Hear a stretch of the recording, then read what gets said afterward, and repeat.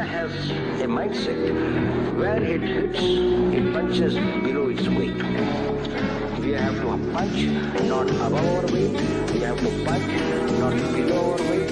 We have to increase our weight and punch the post. ये हमारा सिद्धांत है, हम घर में घुस के मारेंगे.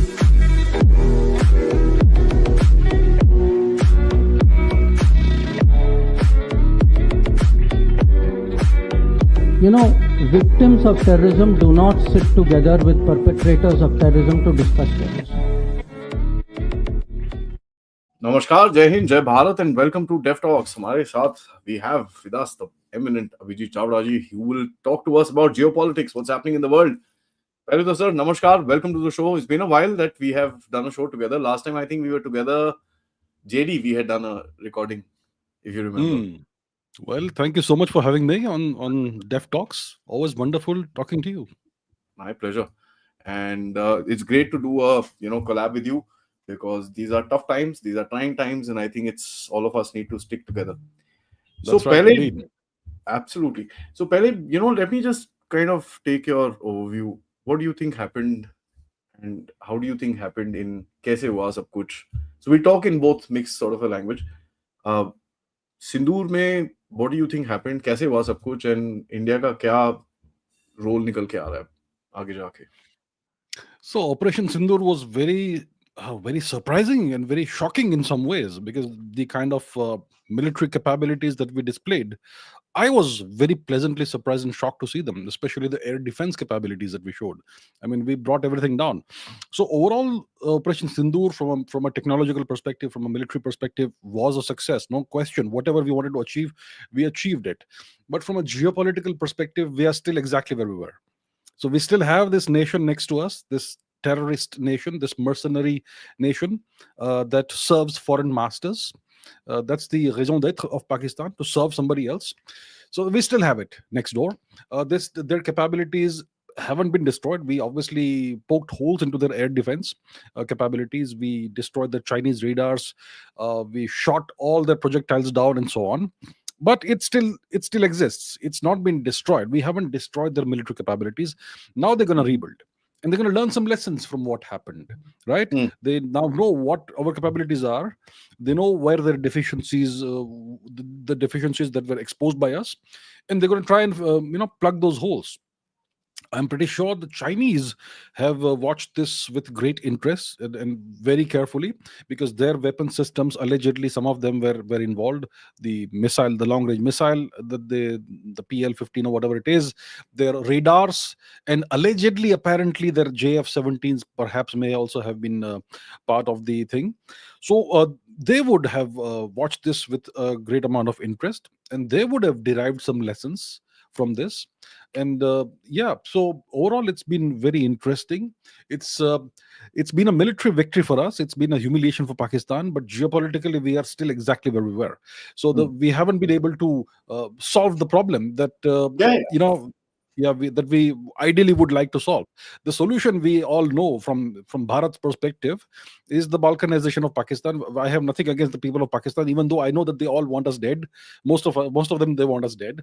But listen, the overall objective has to be that. But of course, the problem is that Pakistan is a very valuable and important mercenary nation for larger and more powerful foreign masters like the US and China, essentially. Even for smaller, less powerful nations like Turkey, Pakistan is valuable, and so on. So these nations, they want Pakistan to keep on existing. The American vested interest in Pakistan came to the fore very rapidly once we started hitting those air bases. So that was interesting to see. Trump had to step in. He all that happened, and I'm sure some Chinese understanding with the Chinese would have been there from Trump's side. So at the time that this 3-day war was happening, the US and China were engaged in hidden, covert trade talks. I mean, on the surface, in front of the world, they were fighting each other, 145% tariffs and 125% tariffs as retaliation. But behind the scenes, they were engaging in dialogue. And I'm pretty sure they reached some kind of understanding vis-a-vis Pakistan and India also. I think when it comes to Pakistan, the Americans and the Chinese pretty much see eye to eye. Both nations want Pakistan to continue existing. Both have different interests in Pakistan. But for both nations, for both the US and China, it will be a disaster if we succeed in balkanizing Pakistan and ending this terrorist threat. Mm. So, and maybe from our perspective, it would have been, even though we don't say it, perhaps it was expected that America, especially Trump, will come in the way at a certain point in time. I'm sure at some point in time it was expected. The Yeah, yeah, media won't speak about it and so on. yeah. So I think we achieved what we wanted to achieve. The short term and limited objectives that we had. It would have been great if our troops were next morning in POK, but maybe that's for next time. Interestingly, you're right. We've not achieved the holistic goal of breaking Pakistan, which is the main objective. जो सबसे बड़ा हमारा है कि भाई तोड़ ताड़ के बराबर करो, so that at least we know how to deal with it after that. But something has been achieved, which is very interesting, and I'm actually reading stuff coming out from the Rusi, the Rand Corporation, and all these guys, which are hardcore leftists, now slowly saying कि यार कुछ तो किया है India ने मार जोर से मारी है एंड एक चीज दिखता है कि पाकिस्तानियों के अंदर से there is a certain amount of reservation कि यार do we do this again, how far do we take it, because 22 if it's this then we keep it below the threshold. So there is an impact that is being seen within the Pakistani thought process, which is interesting, which I don't think they will improve. कुत्ते की पूंछ है साले, कुछ नहीं होगा उनको. It's too much to expect for them to improve, but certain objectives have definitely been achieved. See, the Western media, the Western think tanks, also in public, they will not say that India has demonstrated tremendous superiority and so on, but certain things they will begrudgingly accept behind closed doors. Yeah. First of all, the bogey of Pakistan's nuclear blackmail has been destroyed. The Pakistanis, I mean, after you hit 11 air bases in 20 minutes, if they still don't use nukes, then when are they ever going to use nukes? So the nuclear blackmail threat, that's been deflated for sure. That's one big thing we achieved. The second thing we achieved is that we utterly shocked the world with the quality of our air defense system. Nothing went through. Today we can say it without a question mark that we have the world's best battle tested air defense system, better than Iron Dome, better than the American Aegis system, Patriot system, whatever you want to say. And it's a multi-layered system. We have done whatever we can with the weapon systems that we have at our disposal. The ancient Bofors L-70 gun from the 1940s, we have done some jugaad with it and put AI and radars and whatnot in it, and it automatically destroys the targets, the incoming drones and projectiles. We have the Pichora system from the Cold War era. We have the possibly the Barak system may or may not have been used. The Akash system for sure came out as a superstar, and then we obviously have the S-400 and whatever else we used. So it's a very interesting patchwork system that somehow worked beautifully together. And the real way to look at this is to contrast what we did in 2025 with what how we performed in 2019. Yeah. So in 2019, you could say, from a realistic perspective, to some extent, we were outmaneuvered. We had, first of all, we used MiG-21s. Secondly, one of our MiG-21s, for whatever reason, ended up over Pakistani airspace and got shot down. At least one we know. And our pilot was captured. We were able to bring him back. So that's one thing that happened. We obviously did the airstrikes in Balakot, but we were not able to show any proof. Right? We did not, send drones to film the strikes. And then we also ended up shooting down one of our helicopters. Right? Friendly fire thing. This time, look at the difference. I mean, I don't know which aircraft we used, first of all. People are speculating maybe the Rafale was used, maybe the Rafales and Sukhoi was Su-30. used. Rafales and Yeah, Su-30. yeah. Okay, so we don't have any official statements about which aircraft were used. But But the we clearly, weapon categories tell you which, yeah. So you can infer what actually happened, right? Yeah. But we did not use the ancient MiG-21s anymore in this particular 3-day war. So that's one thing. Secondly, we sent loitering drones of some kind deep into Pakistani airspace without the Pakistanis knowing about it. And these drones calmly filmed strike after strike after strike and sent the data back to India. Right? I mean, think, I mean, talk about poking holes into the Pakistani air defense system. Well, You loitering have around. these, yeah, Loitering. you have these slow moving, large, reasonably large loitering drones that are like that are sitting ducks, sitting targets, and the Pakistanis could not detect that. And that's before the strikes began. So we sent these drones into Pakistani airspace before any strike began. So much difference. I mean, if we compare 2019 Balakot, the Balakot event, with the 2025 3-day war event, it's a night and day difference. Yeah. I think it has shocked the whole world. I was, I was kind of worried for quite some time. You know, the question was there in my mind: has the Indian military establishment absorbed and incorporated the lessons of the 2020 Nagorno-Karabakh war and the Ukraine war? The way, AI is being used on the battlefield, the way drones are being integrated in everything. Drones are a part of everything, and it's clear that we are actually at the forefront of all this. So it's really, I was very pleasantly and very happily shocked at how the way we performed. And I'm sure the whole world has noticed this. They won't speak about this because they don't want to be complimentary towards India, because we are not their allies, we are not their vassals. But yeah, I think it's been a big shock for the world the way we performed. Absolutely. Military wise, I had no doubts because, just the sheer confidence on the military I have, that these guys learn. Yeah, they're very quiet. That's great to see. That's great to see. They're very quiet. They won't speak. And that's I think somewhere down the line a problem also. We need to start speaking. Guys just don't want to say, ki, yeah, and you see the DG AD who came Mhm. to what do you call, the Smita Prakash's show. He was so calm. Yeah, we have a good system. We shot everything down. Yeah, we are still working on it. It's not fully developed. You're like, okay, you're working on a system that basically took down more than 1,500 drones in a scope of 3,000 kilometers. And you're saying Mhm. it's not fully set. That's interesting. Good. It's good to hear that. Good to hear Yeah. that. So that's there. But America, Trump. I personally expected this. So I was laughing when he actually came out and said this.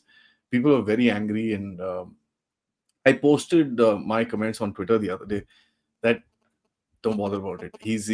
We've got what we wanted. We've done what we wanted. But interestingly, Trump is trying to appease the MB, right? By kind of going after Qatar, going to what do you call, that aircraft business and this and that, and kind of taking in a lot of money from the Middle East. I won't say MB is all over the Middle East, but Qatar for sure. So what do you see this whole thing suddenly coming up, and the distance of Trump growing from Netanyahu and Modi?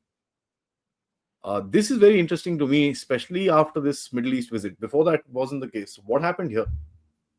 So I'm assuming you mean the Muslim Brotherhood, right? By the MB. Mhm. Right. So Trump is an interesting guy. He's always Yeah. played by his own rules in his own way. He doesn't see anything wrong with conflict of interests. I mean, if the audience perhaps hopefully would have been keeping an eye on Trump's business empire and their the way it is deployed in the Middle East, you have various family members of Trump who are investing in various industries and various businesses in the Middle East. His This recent trip to the Middle East, it was an official presidential visit, but it also resulted in a lot of new developments from the Trump business empire's perspective, right? So, and his daughter's father-in-law, the senior Mr. Kushner, he has been appointed as the ambassador to I don't remember which nation.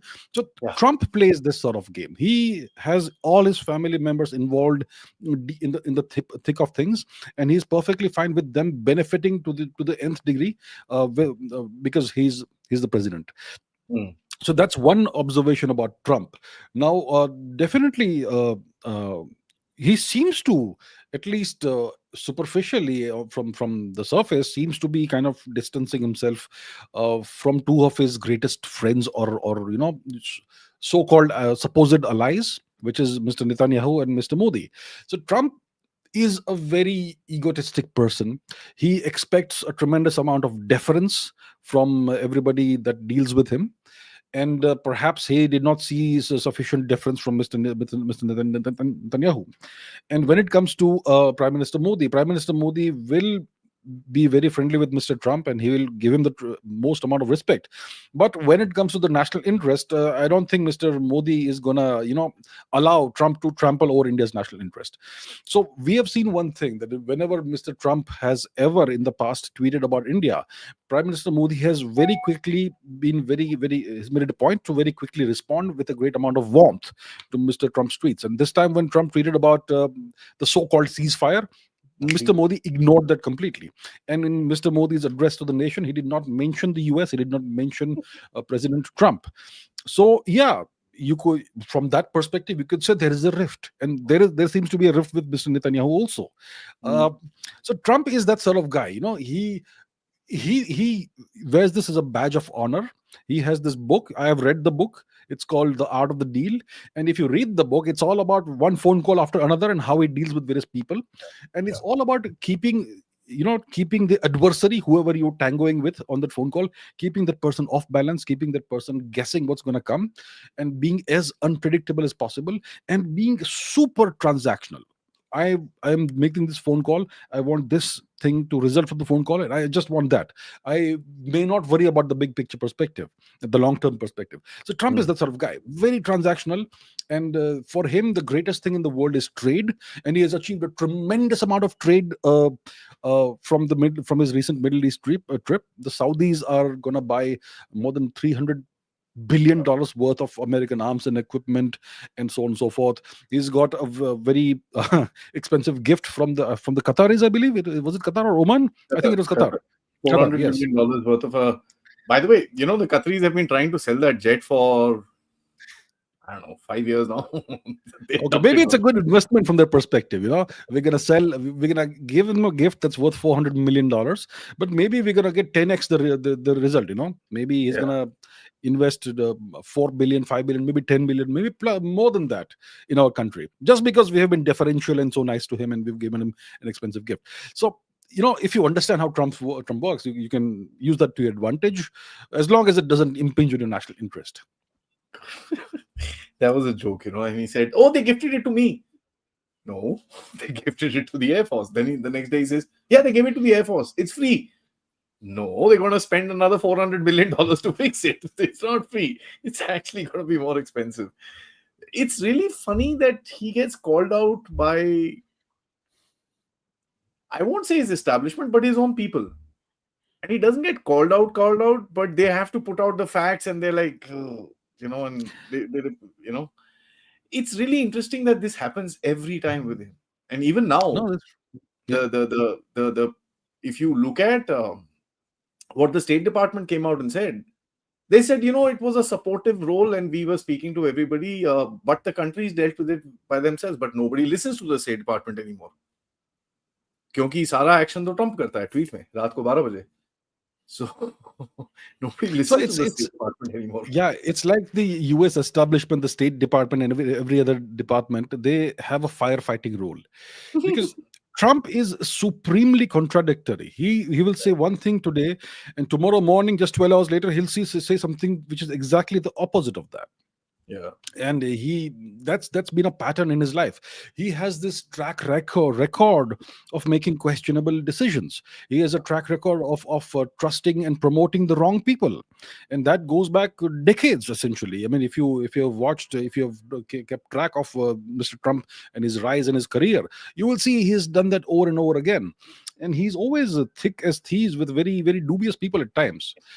So when you have a president like that, you have essentially a firefighting role, and every morning, whenever the press conference happens, the media interaction happens, the person who's in the hot seat has to undo the damage or do some firefighting, and that's how it goes with Trump. And funny thing is, it's not being taken seriously. Whatever Trump is saying, it's been taken seriously by our opposition, but beyond that, around the world, nobody cares. Nobody's really given this thing. But I want to ask you about our dealing with Trump. We are doing a trade deal, which is obviously in our benefit as well. Okay. And it's not that कि America will benefit only. सब कुछ है, हमको भी काफी कुछ मिलेगा उसके अंदर से. We'll get quite a bit. $500 billion is a lot of money. Let's put that on the table. And I know Modi ji, Piyush Goyal, these guys are hard negotiators, so they won't really this thing. What do you think we should get from the US for this gaff? There is a cost, and Modi ji, he will thanda karo the khichdi. He will take a cost 6 months down the line, but he'll take a cost. What do you think he would look for?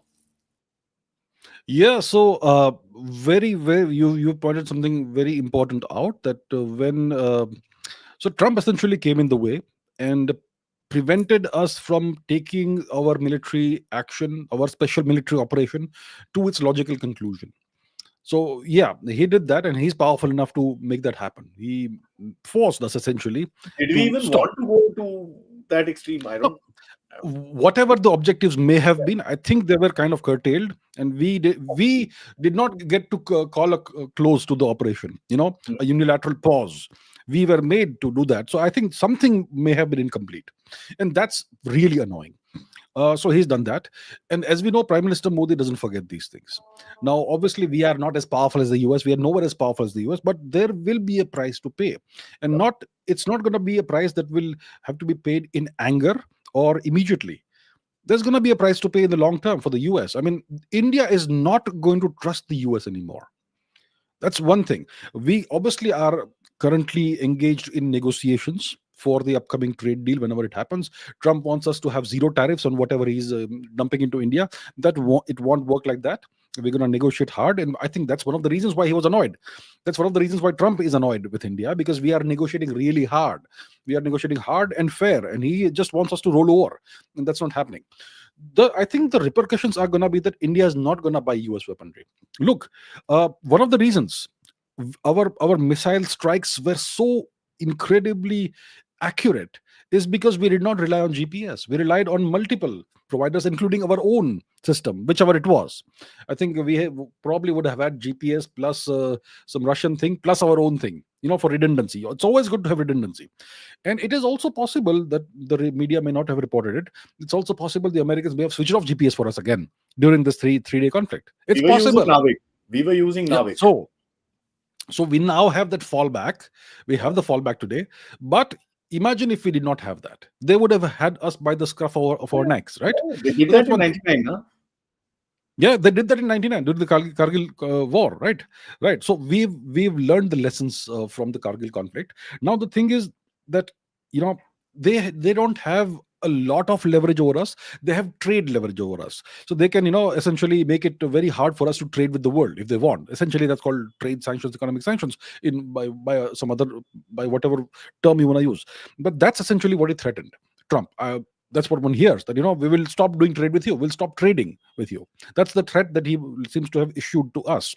So imagine he only has imagine the US only has trade leverage over us right now. But if we buy their weapon systems, let's say that flying trash can, the F-35, let's say we buy that. Now that thing is going to come with backdoors and kill switches and whatnot.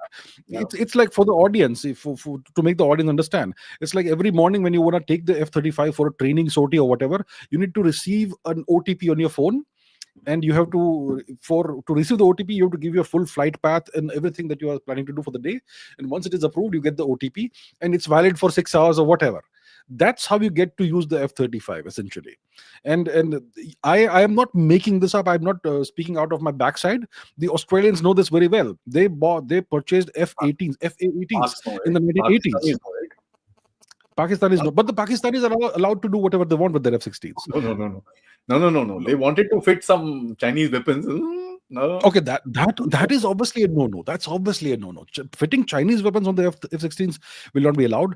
But the Americans will allow Pakistanis to try and use the F-16 against India, like they used them in 2019.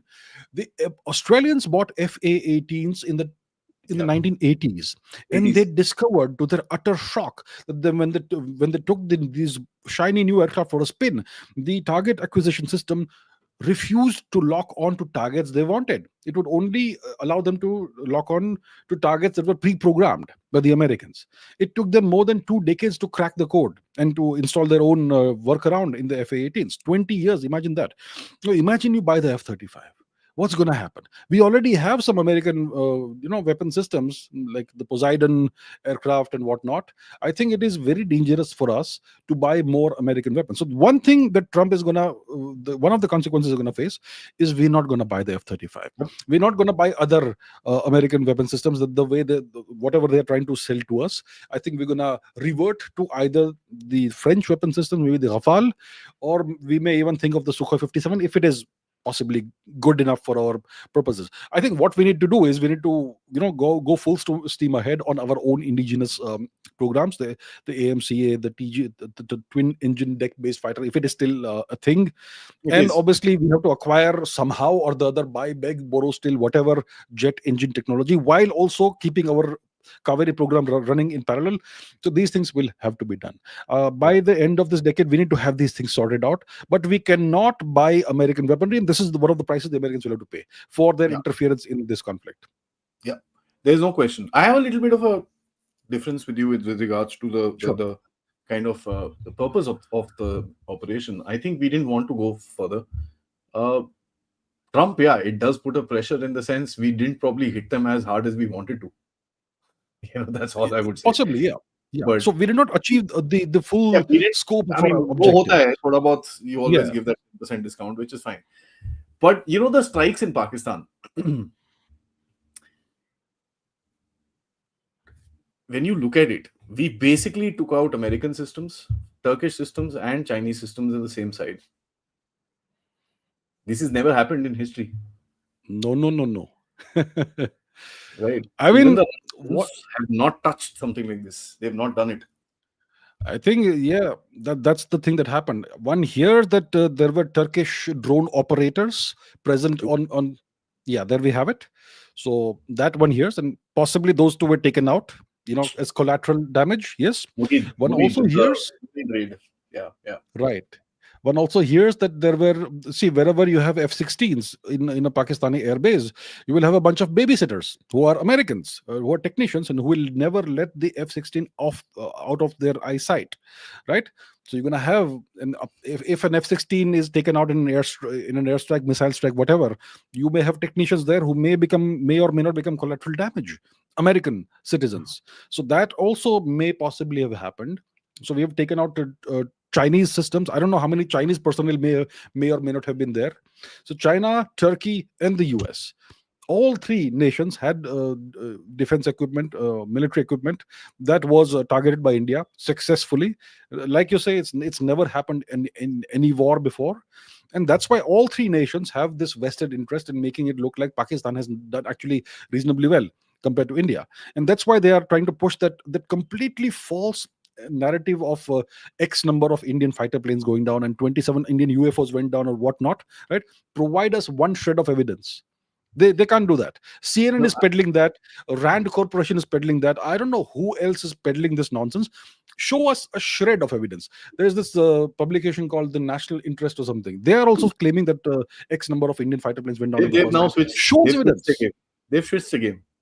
Yesterday's article switched it completely. Okay. I haven't kept track with what happened yesterday, but okay, good for them. Yeah, so that's the deal. So because their weapon systems have been proven to be inferior to what we have used, that's why they are unhappy, and that's why they want to make this claim that there maybe some Rafales went down, because the Rafale is a competitor to the American weapon systems, and the Americans and the French are actually adversaries. They're not on the best of terms. They've never have been on the best of terms, despite France being a member of the EU and NATO.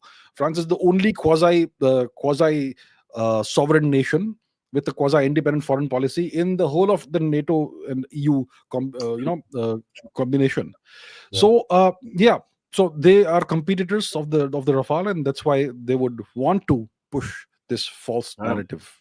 I absolutely agree with that, because I'd said this, that it's not just the Western arms market, it is the Turkish arms market, the Chinese arms. Everybody like hello calling each other, "Babe, roko inko, sala is bloody breaking all our weapons." So think about it. The Turks, they have created this big hype that their drones are the best in the world. The Kizil Elma drone, the Bayraktar drone, or whatever. Those drones were used in the hundreds against India. and Yeah. all were taken out by our various systems. And maybe some of the systems we used were Israeli systems, and we know that Turkey Israel love hate relationship, they have an interesting relationship for sure. uh, so yeah. The Barak is a joint developed system. Yep. There are three types of radars. I don't want to mention which ones in specific, but there are three types of radars which are joint developed again, which are used in our air defense as well as the Israeli Iron Dome in air defense. A Mhm. lot of people don't know that. The back end cooperation between India and Israel is far ahead. People have no idea how what all happens at the back end. Trust me, Mm. the whole anti-drone systems that they are using is a lot to do with what we've produced. So Mhm. there's a very quiet understanding between the two countries. ये तो ऊपर नीचे चलता रहता है. It's just not spoken about, and I don't think anybody wants to even talk about it. So there No, is no, no. joint development and all that stuff which keeps on happening. Mhm. Interestingly, Turkey is one place where I think Modi Saab is taking out his wrath, and I don't see Turkey being able to do squat much about it, except for making a map of Bangladesh, which is fair enough. We guys came out, and so when they did that, I put out, I put out Armenian genocide, ye wo sab kuch. So they, couple of Turkish accounts kind of just backed off. Mhm. Turkey's interest in this entire thing is more about the Islamic part rather than anything else, right? And Yeah. today, the holy alliance of Pakistan, Turkey, and China, the Turkish have caught 5 Chinese spies in their defense industry and thrown them out, by the way. And they're like charging Mhm. one of them with espionage and probably even hanging them today. That's the news that has come out of the Turkish media. 5 Chinese spies in Turkey. I see. So yeah, that's the kind of trust they have. Now, I want to ask you realpolitik and say, okay, how do we break these guys? How do we break the Pakistan Turkey China alliance? You can have Pakistan, Turkey, Pakistan, China, but I don't want Pakistan, China, Turkey, which happened in this particular conflict. How do we Mhm. break that? I think we can leverage the US dislike for China in this, because see, Turkey is a member of NATO, and Turkey, everyone knows, has its own extra NATO, extra other ambitions. Yeah. Mr. Erdogan sees himself as a wannabe caliph. He wants to revive some kind of quasi Ottoman Empire kind of situation. He wants to create this pan-Turan corridor in Central Asia by wiping out Armenia from the map of the world after more than 2,500 years. He wants to do that. That kind of goes against, that kind of actually plays into the US interest in Central Asia, but also kind of goes against that. That's one. Secondly, the Turks, they have this their own understanding with the Chinese, which obviously the Americans will not be happy about. Yes. Um, yeah. And the same goes for Pakistan. See, Turkey and Pakistan are very interesting nations because they are very similar. Okay, these are both artificial nations. These are both populations are not. I mean, neither the Pakistanis are ethnic Turks, neither the Turks are ethnic Turks.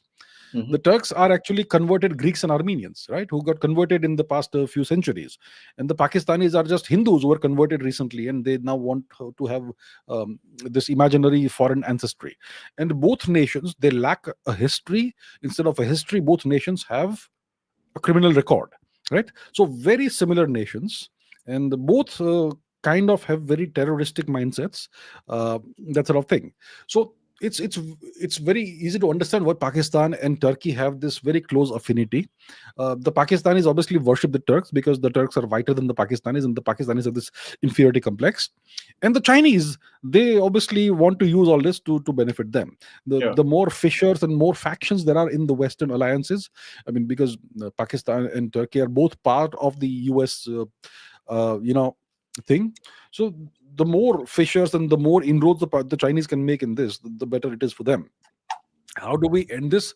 I mean, the long term solution is to break Pakistan only. That's the thing. But right now, what we can do is we can use, play into the American dislike for China. The Americans obviously see the Chinese as their near peer competitor, near peer threat, the only nation that can compete with them technologically, the only economic near peer power they have. The Americans are afraid of Russia because of its nuclear arsenal and because of the size of its resources and all that. But Mhm. China is a different kind of threat because China is almost where the Americans are technologically, even in terms of AI and everything else, robotics, whatever else. Uh, so if China and Turkey are playing ball, the Americans won't like it, of course. So maybe we can leverage that Leverage to that. break the That's thing. Yeah. interesting because I think, as analysts, I think we need to start talking about stuff like this. We need to start bringing up these fault lines and actually talking about this, because that's where the conversation picks up. People start talking about it, and I think a national narrative gets picked up after that, and that's you know, what pretty much what I would do in this aspect. And You one more fault line one could exploit when it comes to the Pakistan, China, Turkey thing is the Chinese. The worry the Chinese have about radical Islamism, right? Because they have a very big, significant population of the Hui Muslims, of the Xinjiang Uyghur Turkic people, and so on. And that's been a long term problem for the Chinese. They've tried to crush these people and their ambitions and aspirations and whatever else to sinicize them. And that's been spoken about at length. And the, the Turks and the Pakistanis obviously will have. Uh, will because both are Islamic, Sunni Islamic nations, they will have this affinity with the Chinese disenchanted East Turkestan freedom fighters and so on. And yeah, so that's another fault line one could exploit. It's pretty interesting that you say this. So I have a theory, right? I have a theory about what's happening in Bangladesh, and let's talk about that before we get into Yeah, questions. sure. By the way, guys, there are about almost 7,200 people watching us right now. My request to everybody, please hit your subscribe buttons on both the channels. Wherever you're watching, hit the subscribe button, hit the likes. That's really, really critical. You guys want this happening more? Tell us. And you can only tell us by making sure that the likes are more than the views. Figure that out. All right. Okay. So when we see what's happening in Bangladesh, there is, of course, this whole corridor of American influence, if I may put it very, this thing which is going inside. There are talks about kind of working with these Rohingya organizations to coalesce these Rohingyas and stuff like that. But when you look at this entire thing, right? When you look at what's happening there, I have two theories. One, yeah, they'll trouble us. Fair enough. We'll figure it out. We are pretty used to this game, how to kind of figure this out.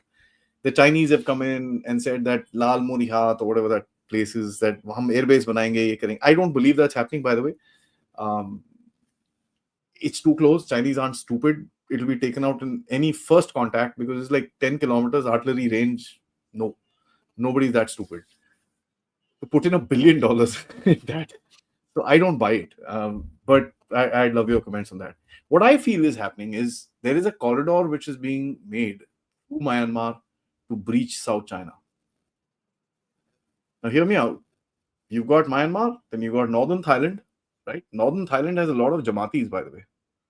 You know that, right? Pakistani Jamatis are sitting there. I don't know how they've landed up there, but they're there. And then you got Yunnan. And you know what happens in Yunnan? Yunnan, by the way, my apologies before I say anything. Bihar is a beautiful state. I love it, but it's underdeveloped. Yunnan has the same problems in China. It's underdeveloped. It's got a terrible demography. There are fights between the Buddhists and the Shintos and not the Shintos, the Chinese and the and the Hans and all that stuff there. There are Muslims which create stabbings and a whole lot of stuff that happens in that area. Do you see this happening?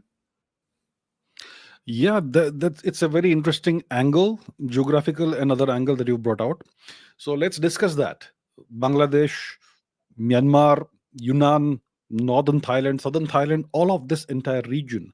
So yeah, we've got to look back at the history first of all. See, if we look at Yunnan province, the majority population, the indigenous population of Yunnan is not Han Chinese. It It is was of an independent Thai nation. extraction. Mhm. The Thai people, which is the same as the Thai people, which is essentially the same as our Ahom people. Ahom. That's the ethnicity that you have in Yunnan. And it's another province, it's another region that's been absorbed by the Chinese through force or whatever you want to call it, annexed by the Chinese. So there is that, first of all, in Yunnan, that it's not actually Chinese. It's an occupied region by China. Now, yeah, the Americans obviously will have various projects all over the world aimed at destabilizing the nations they see as adversaries. And uh, you know we had the greatest golden chance in the 1950s, 60s, 70s to become the net security provider in Southeast Asia. I mean, the Thai people, etc., would have been so happy if India was the net security provider. But because we did not step up to the plate, that's why the Americans became the overlords of the region after the Vietnam events and all that, the Vietnam War and so on. And so that's what happened. So, yeah, this is the region that we are discussing. So, when it comes to Thailand, you could say that it's a nation under very strong American influence. I mean, whenever the Thai government tries to do something that is in its own interest, you will have these student protests and demonstrations that come out of nowhere. Last year. And the moment the issue is resolved, that these things disappear overnight. So that's the classic color revolution playbook that the Americans employ everywhere. And so that's something they've tried multiple times in Thailand, right? So Thailand is a nation that does whatever the Americans say. It does the American bidding. Now we have a situation in our Far East, our Northeast, the Manipur mayhem that was unleashed in 2023 May onwards, the Project K, Cookie Land for Christ. There was a Biden regime undertaking to create an artificial nation just like Pakistan in India's Far East, out of parts of Manipur, Mizoram, parts of Myanmar, parts of Bangladesh. When it comes to Myanmar, it's currently in a state of civil war, and the question is where is this unlimited supply of arms, ammunition, everything coming in from? So I see the Myanmar conflict as as a proxy war between the Americans and the Chinese. Arms are coming in from China, from the Yunnan region. Arms are coming in from somewhere else down south, also apparently. It looks like, okay. And now Bangladesh has been co-opted into this. Bangladesh recently became East Pakistan after the expulsion of Sheikh Hasina. So that's a big geopolitical game that's being played in the region. Thailand has had its own Islamism terrorism problem, especially down south in the southern parts of Thailand, but also, like you mentioned, there are elements in the north. So all of this can be used to destabilize a nation and to hold a nation to ransom. So yeah, so there is a conflict, a shadow conflict happening in this region between the Americans and the Chinese. The Americans obviously want China to be destabilized. They also want India to be destabilized, and that's what's happening in Manipur. They want to finish the job. This project started in the 19th century of Christianizing the region. Okay, it started. Yeah, the Americans had various missionaries who started with India's Far East. Nagaland became almost entirely Christianized sometime in the late 20th century, and during the time of the Vietnam War, etc., the Americans had these projects of Christianizing Laos, of Christianizing Cambodia, and there are these people who live in the hills, interior parts of the of Southeast Asia. They are called the montagnards. Okay, the people who live in the mountains. If you go there, very nice people, but they're all wearing crosses and all that. So the Americans have been doing this everywhere, and wherever you have people who convert to an Abrahamic religion, they somehow magically develop extraterritorial loyalties, and they can be used by the power that control these things. So the Americans have been playing this game for a very long time in Southeast Asia, in this part of India, and so on. So there is this battle going on there, and as a consequence, our people are suffering. The people of Manipur, etc., they are the unwitting victims of this, and India is going to have to find a solution. So the Rohingyas are involved, the Cookies are involved, the Bangladeshis are involved, the Chinese are involved, and further away the Americans are involved, and some other nations are caught in the We crossfire. are there, Russians are there. So it's like the great game. Yeah, well, there we go. Oh, you know what? If you're talking other nations, even Israel is involved. So, Yeah. Everybody's there. yeah. That's the place you breed China from. I've been kind of saying this for a long time that if you want to breed China, South China is the place. Don't go anywhere else. It's South China. You take Yunnan, you've broken it. There's not much of a problem. Uh, Interestingly, the Bangladesh, last question, Bangladesh chief of army staff yesterday threw a riot. You know that? Did you watch the press conference? It was I haven't amazing. seen that. Oh man, he threw a riot. He said, Uh-huh. "Get lost. There's no bloody corridor. I am putting down everything. Corridor starts in February. We are. I want an election in December. Let the elected government realize there is no hooliganism. I'm going to start shooting people now. He yesterday put down the rule of law, and there's a huge amount of tamasha. So a lot of people are saying that they might just be a coup in Bangladesh. I don't know. I mean, it's a very tenuous situation right now. Um, People aren't speaking to each other, and there is widespread anger about these so-called advisors that are there. Widespread anger. People are putting those shoes in their necks and kind of rolling Mhm. around. What do Mhm. you think is going to happen there? Because see, this is something that we would also have interest in, right? So, what do you think is going to happen there? Yes, so from our perspective, we want a stable Bangladesh that is ruled by people who actually represent the people of Bangladesh, and we want a Bangladesh that is friendly with India, friendly towards India. At least a Bangladesh that doesn't create trouble for us, cause trouble for us. We have had tremendous issues with Bangladesh because we have maybe I don't know, 100 million possibly Bangladeshi infiltrators who are currently embedded in various parts of India, all across India. We have the Rohingya issue. We have the long-standing issue of Bangladesh in the past providing refuge to Indian, separatists and insurgents from various parts of India and so on. And now we know that Bangladesh has recently undergone a coup, and Bangladesh is currently ruled by the military. I mean, we have this guy called what's Mohammed Yunus, right? Yunus, who is the so-called whatever his position or title is.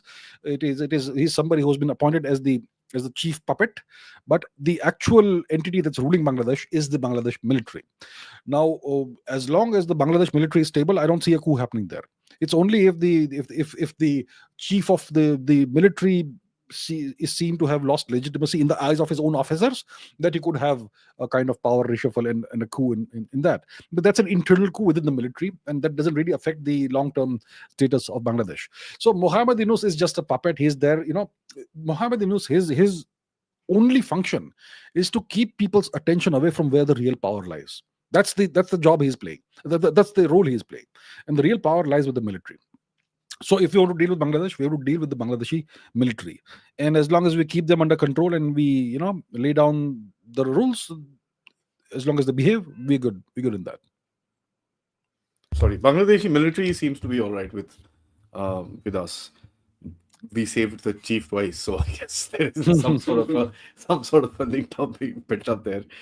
Let's wait and watch. It's a tenuous situation. It's something that I think we will need to address. And the recent moves by the Indian government, as far as the military is concerned, there's a massive exercise. And secondly, the whole cutting off of Bangladesh from our ports, which gives us about $800 billion worth of a jerk for a country which is $500 billion, less than that actually, right? It's about 430 billion dollars worth of a GDP. Mhm.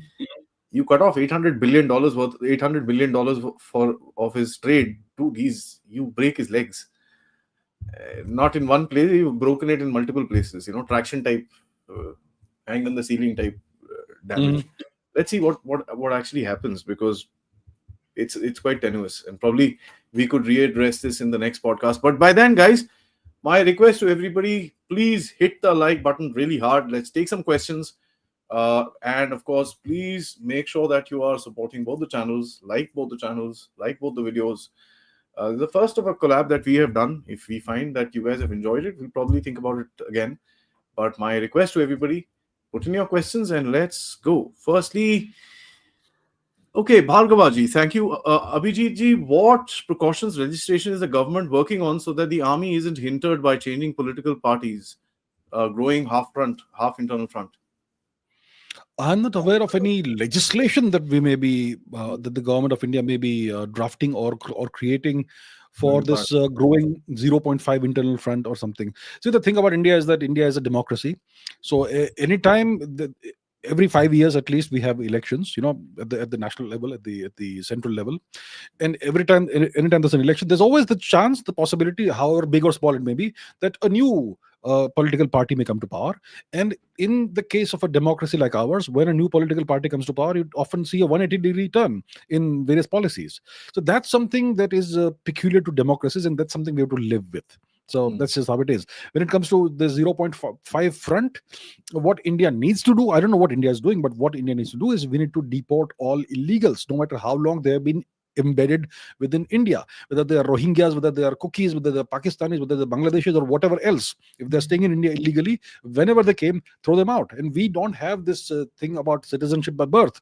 So if their children were born, like when the Pakistani thing happened, we discovered 80,000 plus Pakistanis had been living in India for God knows how many decades, and they have had kids over here. They have voted in India. They have served in the police force and God knows what else. This is a national security threat. So if we need to deport these people and their offspring because we don't recognize citizenship by birth, we only recognize citizenship by descent. Both parents have to be Indians. So that's what needs to happen. I know it's going to be a long process. It's been decades that we have been allowing this and suffering from this, but it needs to happen. We need to deport all illegals. Imagine 100 million outsiders are gone. How much relief the entire system will feel, right? We're going to feel lighter, and we're going to have more resources for our own people, right? Which we are currently using for these leeches who have absolutely no allegiance to our land, to our culture, and to our civilization. Absolutely true. I agree with you. And as a matter of fact, I'm really happy that 30-day thing, and when something is moving in this particular direction, we guys have been making noise about it for the past 6 months. But okay, now previously you didn't want to kind of disturb Sheikh Hasina. I know why, because you didn't want to disturb her, because she had said, listen, if you do this, then I'll have to kind of leave the jihadis. So, that was the deal. She put the jihadis So inside. we no longer have that compulsion anymore, right? We don't have that compulsion. So we kind of throw them out. And I'm happy stuff is happening. Do you know, recently Bangladeshi media put out a report, literally pleading India, saying, don't open the gate in the middle of the night and push people in. That's not fair. That's not fair, really. Okay. They said that. They said, you past month, you guys have been pushing 300-500 people a day. This is not all right. So it's just the beginning. This report came about last, I think, Monday. Okay. No, last Saturday, just after the finish of the operation and everything like that. So this report came. I was like, okay, this is happening. I didn't know that. But I'm glad to hear that. That won't be the solution. Still, it has to be a all of country, all states affair where people are kind of, doing this properly. It has to be a nationwide endeavor that everywhere, because we know they're everywhere, in every small town, village, city, we know where they are. And we can't do a thing about it. We know exactly where they are. They're all over the place. We need to identify them, round them up, and send them back home. Ghar jao, go back. Sarvani, thank you. She says, sir, how do you see the situation in Myanmar unfolding? We spoke about that. Do you think our missiles and weapons testing will become vulnerable to the US and the Chinese watch? Oh, yeah. Look, when it comes to the missiles and all that, obviously now the world is aware of certain capabilities, some of our capabilities, and it's always a cat and mouse game. The moment you show what you're capable of, they're going to learn some lessons from that, and they're going to try and improve and catch up with what you're doing. And then you have to be aware that they are doing this, so you have to keep on evolving and improving your weapon systems. So it's always a cat and mouse game. It's always been like that, and it's always going to be there for as long as human beings exist. Now, when it comes to Myanmar, it's a disaster situation, very destabilized nation. Half the country seems to be not under the control of the government of Myanmar, and there's a foreign hand behind it. It's not some kind of law and order situation. It's a geopolitical game that's being played by larger powers, and the people of the region are suffering as a consequence. I don't see this subsiding for some time. Actually, this is going to continue. Be real. Thank you. He says trading trade for diplomacy doesn't build relations. Knock knock Donald Trump. Yeah, absolutely. I mean, you can't substitute trade for everything. You guys have bad relations, go and do trade with each other and everything will be fine. That's not how it works, sir.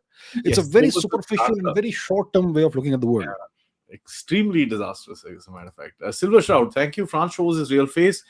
France backstabs India by refusing to share source codes of Rafale. Please put some light into this. What's going on? Nobody will give you source codes for anything. Okay? Nobody. 100% nobody will give you. They'll give you 30%, 20%, 80%. Nobody will give you 100%. The only country that has actually given us 100% source codes is now in 2024 for the Sukhois by the Russians. That's it. So that's fine. So I'm not aware of the Sukhoi thing. What, can you elaborate on that? So when we wanted to do the Sukhoi upgrades, we've been telling the Russians for the past 3 years, we want to do these upgrades, give us the codes. No, we can't, this, that, and all that. So we said, fair enough, we won't deal with you. And as a matter of fact, the Russians said, we want the BrahMos. So we said, bugger off, get lost. Okay. By October 2024, the source codes of the S400s and your Su-30s came in. So S400s, you can now manufacture your own, replacement supplies. This, that, all that stuff can be done here. And Mhm. for the Sukhoi 30 upgrades, now that do not need to go to Russia. Previously, they That's had to good. go back to Russia for upgradation, even to fit our own systems in. Now it's Mhm. not the case. Now it will be done by us, from us, with our own codes and everything. So it's a completely indigenous fighter, except the engines now. Except for the engine, the Saturn AL whatever engine, right? AL Uh, AL-41Ps, which are going to come yeah, in. that one, right? So I think we should really, whichever country is willing to give us source codes or to some level transfer of technology, we should deal with them. We should revisiting what we discussed in the beginning. We should Yeah. not buy American weapons. If the Russians are offering us joint production of the S-500 system, we should take it seriously. If they are Mhm. offering the Sukhoi 57, you know what? No harm getting the Sukhoi 57. I'm sure it's not the best aircraft in the world, but I'm sure it's a decent aircraft. And if we can absorb some of the technology, good for us. I mean, It's we have money, fantastic. don't we, as a nation? Use it. It's fantastic. It's fantastic. See, the only difference between the Su-35 and F-35 is Su-35 is battle tested in Sukhoi Ukraine. 57, you mean? Yeah, Yeah. Su-57 is battle tested in Ukraine. So we know what's happening Mm. there. Mhm. Our military attaches in the region would be watching it. F-35, well, it almost got shot down with a Houthi missile. So I'm For the kind of not Houthis. I mean, imagine that. what do you want? All right. YV7780, thank you. Abhijit and Adi, both of you take on below. Do you see Donald Trump trying to redo Afghanistan 2.0 with his recent moves in the Middle East? Where? uh, I'm not sure about that. Where's the connection? I'm not sure. Afghanistan and the Middle East, very, very different scenarios, right? Okay, let me rephrase this if I'm getting this correctly. Is he trying to re engage with Afghanistan? There has been some rumors that they want to, take control of Bagram again or have access to Bagram again. Uh, Look, we all know what's been happening in Afghanistan. There was a deal. There was a Doha Accord, right, between the US and the Taliban about handing the power over to the Taliban. And apparently, there were some secret clauses in this accord that the world has not been shown. And afterwards, it has emerged that the Americans are paying a weekly stipend of between anywhere between 30 to 100 million dollars in cash every week to the Hmm. Taliban as maintenance. So clearly, the Taliban are serving some purpose for the Americans, maybe to keep the Chinese and whoever else out. So that's happening. So the Americans have influence in Afghanistan. The Taliban are, to some extent, subsidized by them, but the Taliban obviously have their own minds and brains, and they are essentially a Pashtun nationalist force who want to be entirely independent of everybody else. They just want to be left alone to rule the country whichever way they want. Essentially, that's what they want. And they have issues. They have some issues, small issues with Iran, and much bigger issues with Pakistan. And that's something we can use to our advantage. The Americans obviously want to meddle everywhere and configure the world and the balance of power regionally and globally as per their wishes. And that's the game they're always going to play, and that's going to cause trouble everywhere their interference happens. But to compare Afghanistan with the Middle East, I'm not sure what the connection is. So I didn't get that. True. All right. Shankar ji, thank you. Wow, Abhijit bhai, maza aa gaya dekh ke. Thank you, sir. Neena ji, thank you so much for that. Dhokebaz Nehru, thank you. Final solution, break it and do ghar wapsi of Pakistanis. Good Well, solution. How you do you start by implement it? you start by balkanizing Pakistan whenever you can do that. Ghar wapsi will take a century, maybe 2 centuries. It's a long-term Ramesh ji, project. yeah, thank you so much. AJ, thank you. Jai Shri Ram. After a lot of OSINT plus neutral analysts, and see, we need to take PAF very seriously. Out tech, outstract them. In the end, we wiped Pakistan, but Air Force on Air Force. See, look, you have Yeah. to take any adversary seriously. You cannot afford to take anyone lightly, no matter how small or big they are. If it's a nation that's 1/5 of your power overall, you still can't afford to take them lightly. And the Pakistanis have the benefit of having American technicians on their soil, of having Chinese people, of having the Chinese military who is supplying them with whatever. So we have to take them very seriously. And the good thing is that in today's world, you don't have to go air force to air force. You can take out the air force before you launch a single plane into the sky. You can take out the entire Pakistani air force if you want with your missiles before you launch a single, before you have a single Indian Air Force plane take off. So it's not like we have to go Air Force to Air Force. We need to have a comprehensive overall strategy, and in that we are superior to them, but we cannot afford for 1 second to not take them seriously. So I agree with you. Prithvirajji, thank you. Prithvirajji, thank you so much. He says, will balkanization of Pakistan really help in the long term? Bangladesh turned Islamic after a while. Is there a way not to let Islamists get power in the nations around us for our own safety? Look, the first step is to balkanize Pakistan, right? Um, but you can't incorporate those regions within. You see, what is the objective of balkanizing Pakistan? You essentially want to end the tyranny of the Pakistani military, which is the dictatorial entity that is ruling Pakistan. And it's not just the military, it's a composite entity that is part military, part ISI, and part the terrorist infrastructure and all the terrorists. That entity is ruling Pakistan, and they are holding the population of Pakistan hostage for the past 70, 80 years. So we need to dismantle that entity and essentially eliminate that entity. Once that entity is eliminated, the fugal forces within Pakistan will break Pakistan up. The Baloch want to go their own way. The people of Khyber Pakhtunkhwa want to reunite with Afghanistan. The Sindhu Desh people want Sindhu Desh, and so on. The Punjabistan people will do whatever, and we take back POK, Gilgit Baltistan. So that happens, and then obviously the nation, the people are obviously still Muslims. They're all Islamic, so that's a fact you have to deal with, and you can't reintegrate them within India because most of them have been indoctrinated, brainwashed into hating us and wanting us dead. So it's going to be a long process. It's going to be 100-year project, perhaps.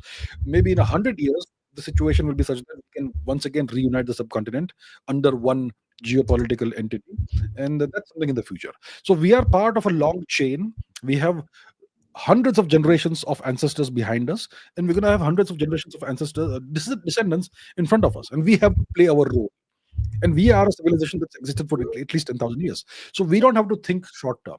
We are part of a long game, and we have to play our part. Well said. I kind of believe that because nothing happens overnight, so you got to be extremely careful. Gopal Krishnaji, thank you. Dr. Chavda, okay, is polite. Both Pakistan and Turkey are bastard countries. All right. Well, I shall not disagree with you. I agree that. Harini ji, thank you so much. Great collaboration. Thank you, ma'am. Thank you. Madeleine, thank you. Pakistan will be given boomers now. Oh, we'll see about that. If it comes to that, we'll deal with it. Boomers will be fine because the Fauji Foundation makes diapers on their own, so they can kind of. Manishji, thank you. How should India address China's announcement of incorporation of Afghanistan into the CPEC? How many times has that happened in the past? That's happened. Yeah, exactly. Yeah. That announcement is made at least once a year, right? And you know why they're doing it now? Just to irritate us, nothing else. I know, just ignore. As long as there is no facts on the ground, we don't care. Your words don't matter. See, the Chinese have made one road through the Wakhan, right? It's a Kacha road right now. They've inaugurated it. But please understand, that's a very vulnerable area. You got the Turkish sitting on top with the ISIS, not the Turkish, the Turkis, the Turkmenistan and the Tajikistan and that entire area. Tajikistan is actually on the border. You've got the Uyghurs sitting around in Pakistan-Afghanistan border region who are waiting to come. And one thing I'll say about this, and we've talked about this multiple times on my platform, is that the Taliban is extremely smart, right? They're not like these dumb Pakistanis. Taliban is very, very street smart. They know how to deal with the Chinese. Look, the Taliban, they know all their neighbors. They have collaborated with them. They fought against them. They know everybody very well. Every ethnic group has its own identity, its own character, its own personality, and they understand the ethnic mix very well. They understand the Punjabis, they understand the Hindus, they understand the Uyghurs, they understand the Turkmens, they understand the Tajiks, they understand all of them, the Hazaras and so on, and they know how to deal with them. So the Taliban are street smart. They're very practical people. They have grown up fighting, and they know how to deal with the situation. Yeah. All right. What is this video? WTB, thank you so much. He says China has done much for their citizen being one-party state competing US now. We would have been poor, broken country, but rich in political parties, one-party state. What's the difference of thought process? I believe democracy sucks. Anyways, my belief. What do you think? Look, let's compare the Chinese and the Americans. The Chinese are an authoritarian nation. That's what everybody says. A dictatorship of the proletariat, the Chinese Communist Party, a one-party system. Look at the U.S. The U.S. is for all intents and purposes a two-party state. Okay, they have some other political parties which don't matter at all. So it's the Republicans and the Democrats. Now, when it comes to the foreign policy, economic policy, and the military policy, both parties have the same policy. So it's actually a uni-party state masquerading as a democracy. The US and China are very similar. The Chinese idolize the Americans. They have tried to emulate everything the Americans have done since the 1980s. So the Chinese and the Americans are very similar nations. Obviously, one is Han Chinese, one is Anglo Saxons mainly, but they have very similar ways of doing things. They are both imperial nations.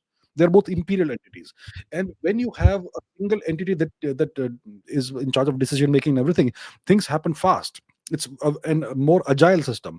In the case of India, we are a genuine democracy. Hundreds of political parties, complete chaos, elections and debates, and Indians love to argue and shout and fight, and that's all we do. Most of our energy goes in that.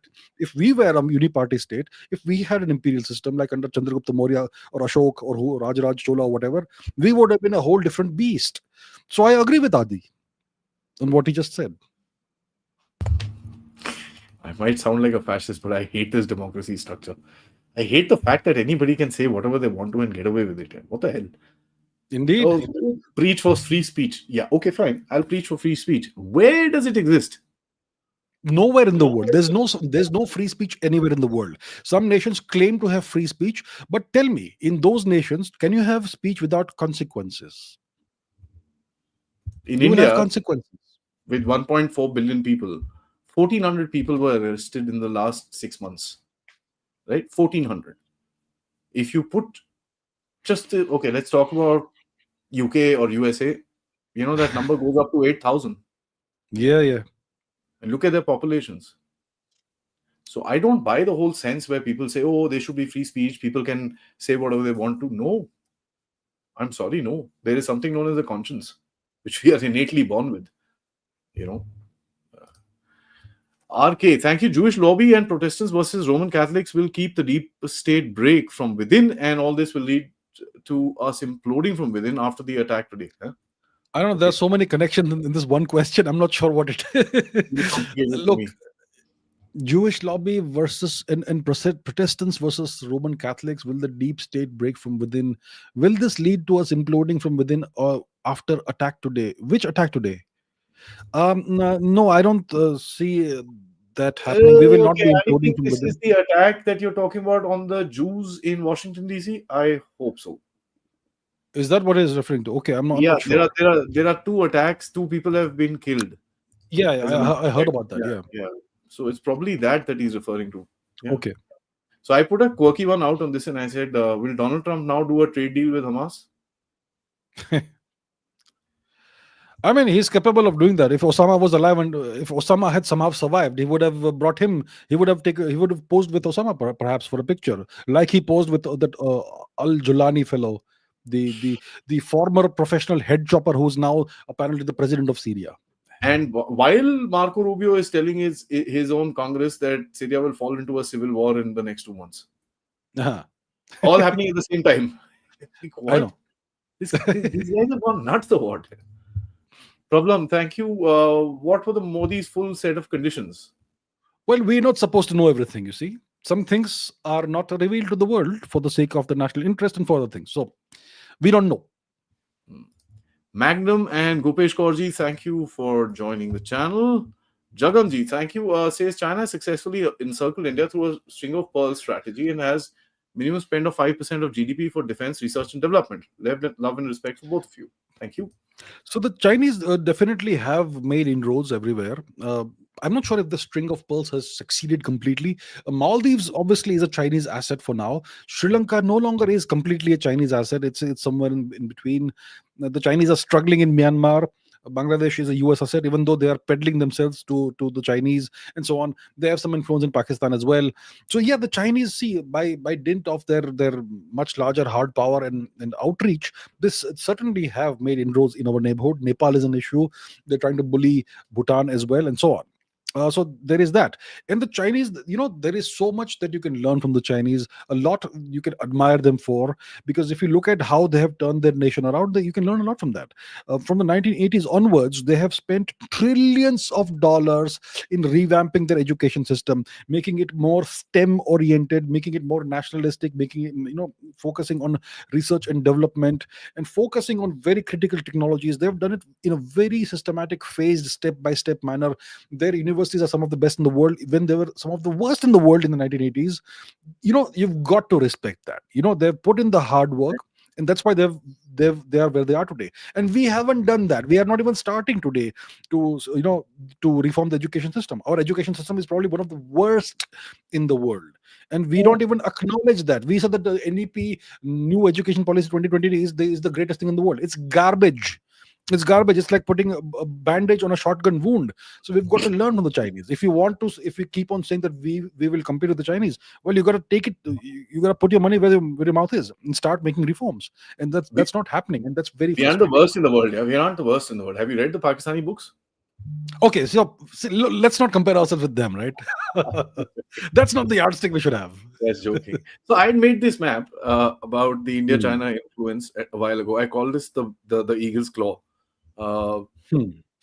if you look at the Chinese maps, the Chinese flags, and if you look at the Indian flags, we've kind of Hmm. made decent pushback as far as China is concerned. No So question about it. No question. there's a Yes, I decent agree. pushback here, but Chinese of course are remain the Chinese. They're They have much deeper pockets, and they have better infrastructure. They have their uh, the gray water navy, or whatever it's called, and yeah, they get things done much faster than we do. yeah, We yeah, talk a lot, they do a lot.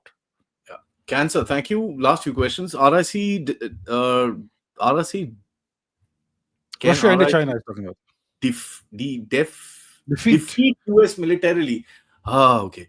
Can we develop economy for it? No. Look, the RIC will never be a military alliance. I mean, Never. imagine Russia, India, China together. Russia, India kind of makes sense because we don't have any issues with each other. But put China in the mix doesn't work, because if you look at Russia and China right now, they have this kind of arrangement, modus vivendi, kind of quasi alliance.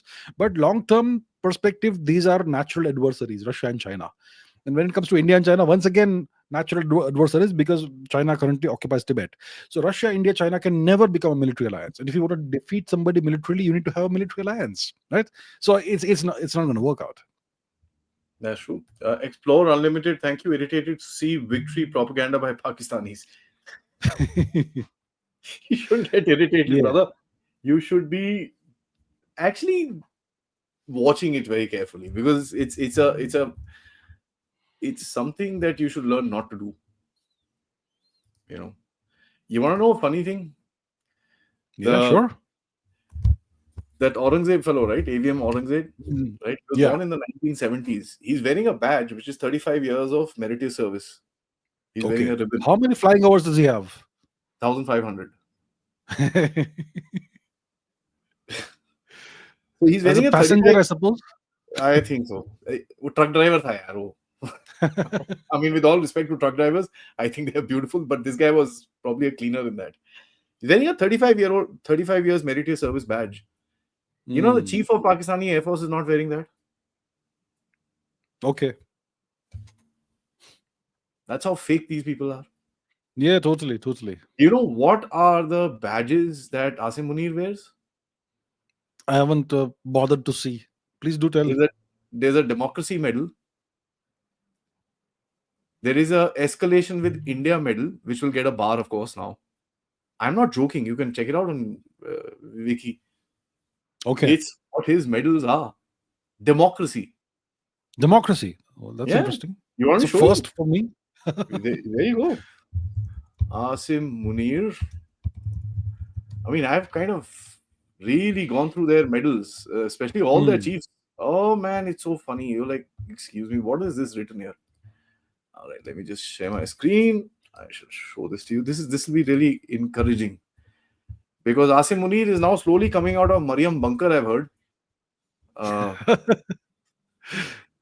So yeah, this is his निशाने Imtiaz, हिलाले Imtiaz. So इस बारी हिलाले मरियम होगा, पता नहीं क्या होगा. तमगा ए दिफा.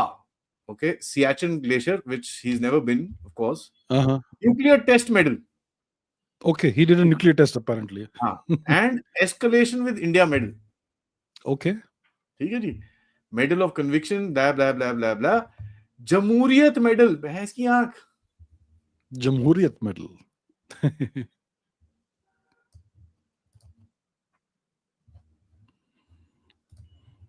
Very That's funny. Jamhuriyat in Pakistan. Can you imagine? They actually give this to themselves? I mean, you need to put something up there, right? So you gotta Yeah. invent some medals, I suppose. So I had said, he will be covered pura ऊपर से नीचे तक after the operation. Hot provocator, thank you. How can GJT keep his party going? Or as long as DJT is in the hot seat, the party goes on. He knows how to keep the party going. It's gonna be an entertaining ride. This presidency, Trump, very entertaining. Not one dull moment. Yeah, Virajji, thank you. The UK or Canada can even Indian Punjabis identify themselves as Punjabis and not Indians. Do they have the same mentality as Pakistani Punjabis? No. It's a generalization. I won't agree with that, actually. What do you think? I don't think they all are like that. I mean, the ones who are visible are the ones with the Khalistani mindset, who are promoted by the US establishment. See, the Americans have made it a point to keep the Khalistan thing alive in Canada, to some extent in the US, and also in other nations like the UK, Australia, to some extent New Zealand, and some other EU nations. So they've kept the Khalistan thing going. The Khalistan project was an American project. It was implemented by Pakistan, but it was funded and financed, and the thought process came from the US as a means of keeping India off balance and keeping India. It was the first phase, after which the Kashmir thing started. So they have kept. So the Americans want to have various kinds of leverage over a nation like India. India is a nation that's very large and it matters, so they want to have leverage. So you keep these things going, and whenever required, you deploy that. That the Khalistanis, the Khalistani demand still exists, and they want an independent nation, and so on and so forth. So there are people who have migrated from India, settled in Canada, and a lot of them have this Khalistani mindset. But I would not say that all Punjabis who live outside of India have that thing, that same attitude. Many of them see themselves as Indian. So you cannot say, generalize and say that they're all of that mindset. Passport to ego. We've covered this question. Thank you for your contribution. Aksharji, thank you. How do we solve the issue of Supreme Court becoming a super legislature through basic structure doctrine and their collegium system and their misuse of Article 142? I think the only person who's possibly capable of solving this is Mr. Modi. He's got to find the way, I suppose. But in a democracy, if you want to be a democracy, you need to have a proper democratic setup in which everybody comes under the aegis and ambit of the will of the people. That's how it has to be.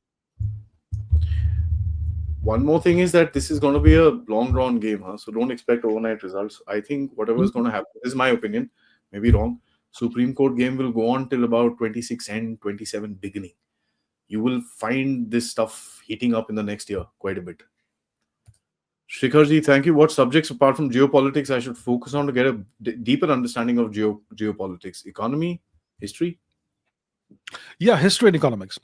History, obviously, because you have to understand what happened. What's the backstory? If there's a conflict somewhere today, why did the conflict arise? What were the reasons? What's the backstory? So you have to understand history. You got to study history, and if you understand economics, it helps, obviously, because everything is connected through the economic, net supply chains and corridors and whatnot, and the economic system that underpins the world, the financial system, the oil, all of that. You got to understand all of that, the flow of energy, the flow of money, and so on.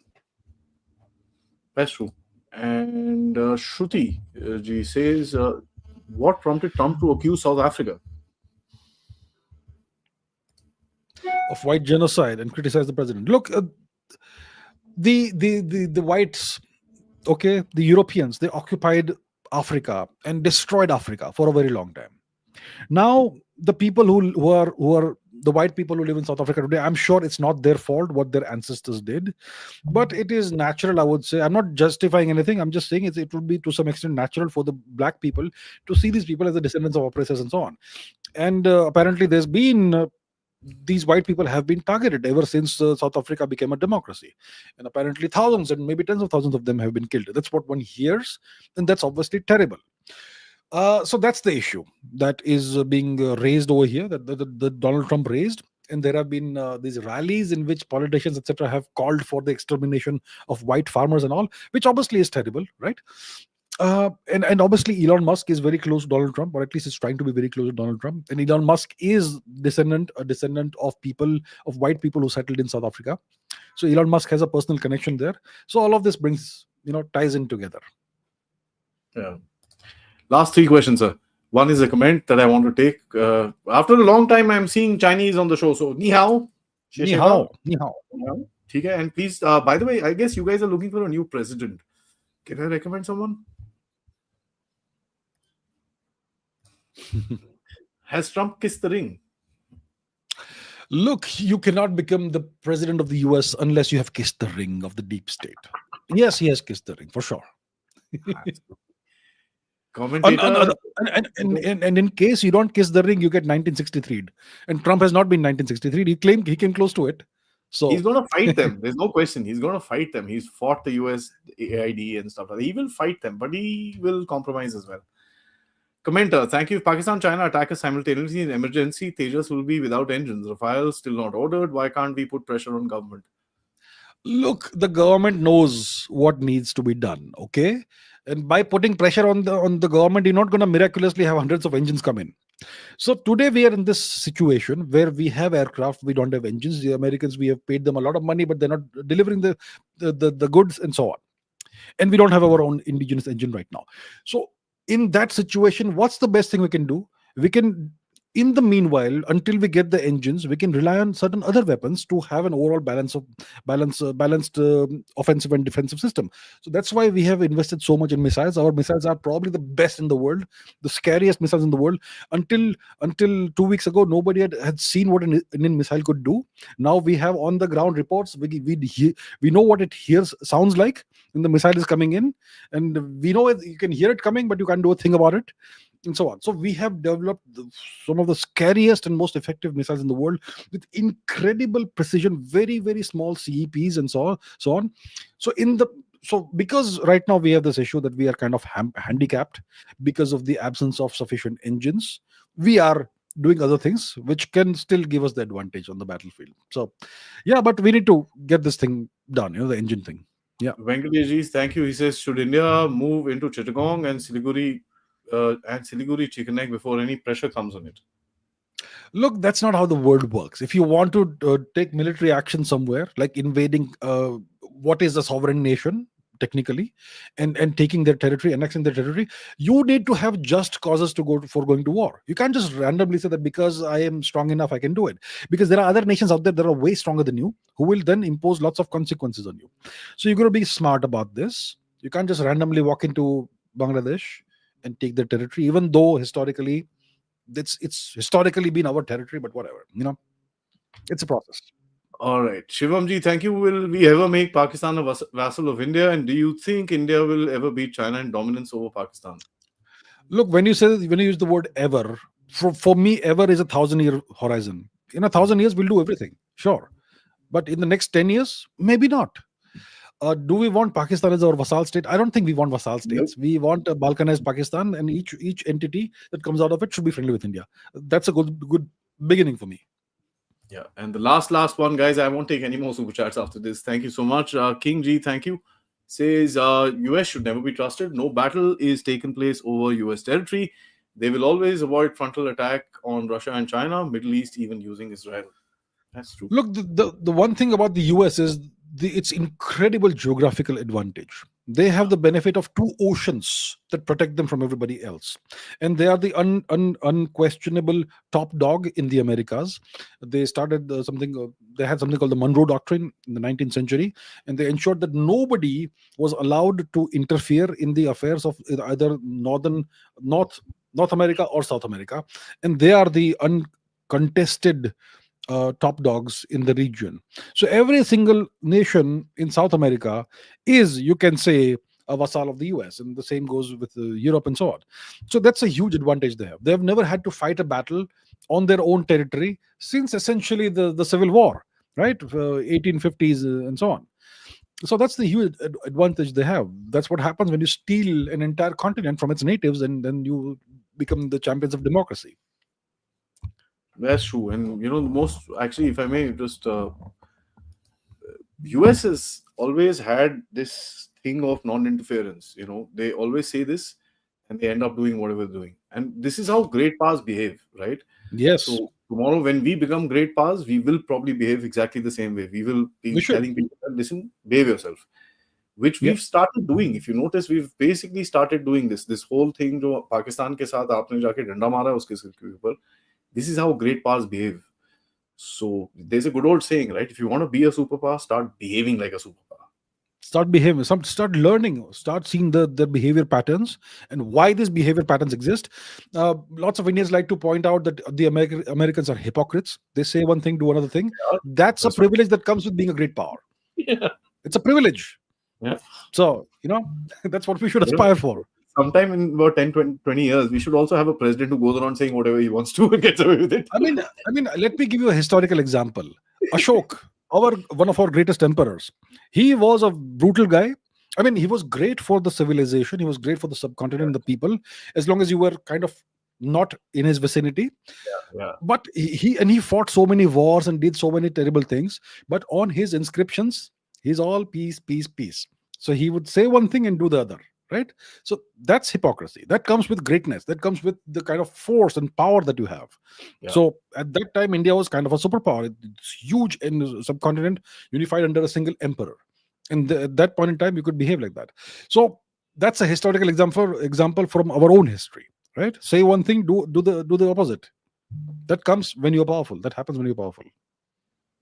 That's absolutely true. Thank you, sir. Thank you so much. This was a wonderful session. We had a huge crowd, and I'm so happy that guys have liked it. So it's really fun. Talking geopolitics is always fun. This time we didn't do the around the world. I think next time we should do the around the world thing, which we normally All we do. can, yeah. That's always fun because you're going around literally country to country and figuring out what's happening. But guys, my request to everybody before you guys sign off, leave a comment on Abhijit Saab's page and my page as well. Leave a comment, leave a like, and we shall see you the next time. Till then, thank you, sir. Namaskar. Jai Hind. Jai Bharat. Namaskar. Jai Hind. Jai Bharat.